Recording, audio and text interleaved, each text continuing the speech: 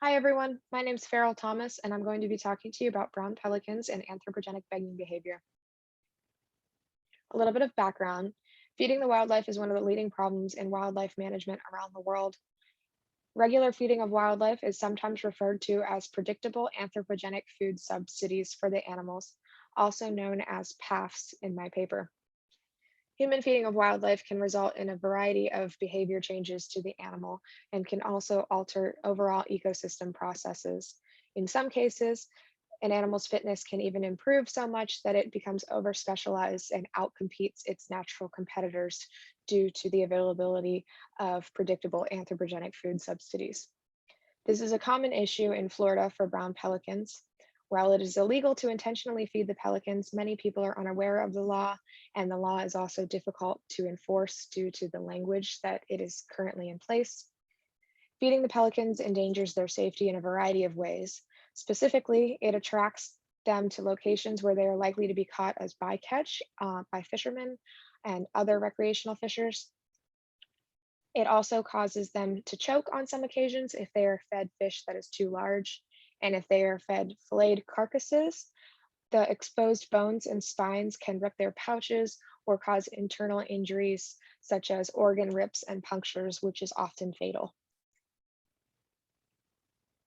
My hypothesis, this study was aimed to analyze the effects of fishing boat presence on brown pelican behavior in the Tampa Bay area. It was hypothesized that the pelicans would respond to the presence of boats as a cue to engage in begging behavior. This hypothesis was tested at the boat ramps of the City of St. Petersburg Park, Maximo Park, which is just adjacent to Eckerd. And here I have a video example of what the begging behavior at a marine vessel looks like. And later on in this presentation, I will actually refer to this particular boat.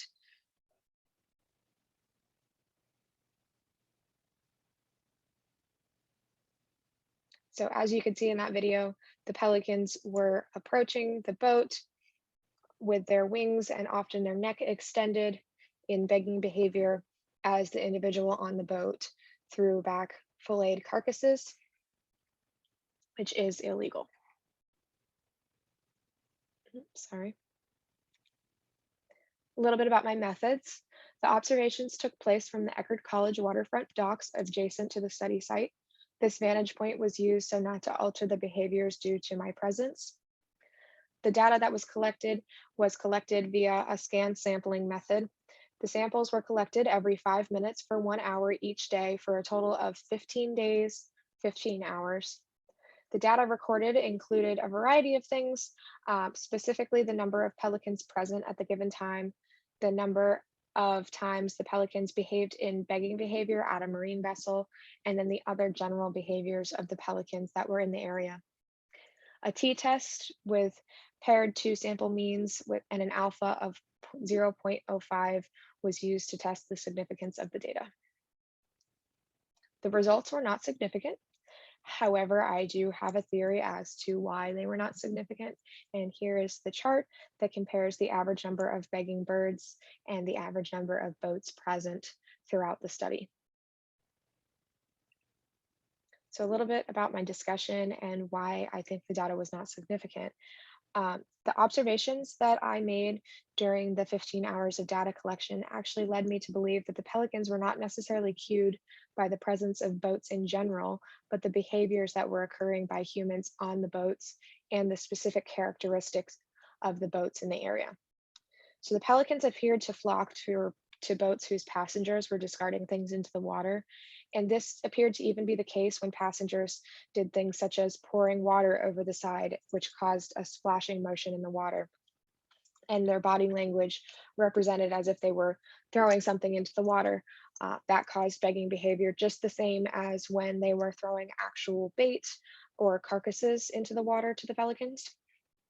And additionally, what I find most interesting is that the pelicans appeared to repeatedly flock to the same boats each day, even before the vessel had docked or began discarding bait on some occasions.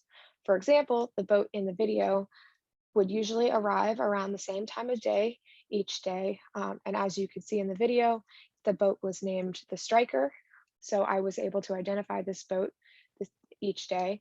And it seemed that every time that this boat would appear, the pelicans would fly in from wherever they were roosting or swimming and would begin begging before the boat even had time to dock or begin throwing food for the pelicans.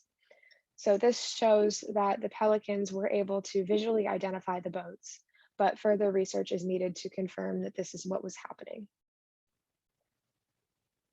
For my works cited, please view my full-length paper. And now I have time for questions if anybody has any. Hope you all enjoyed.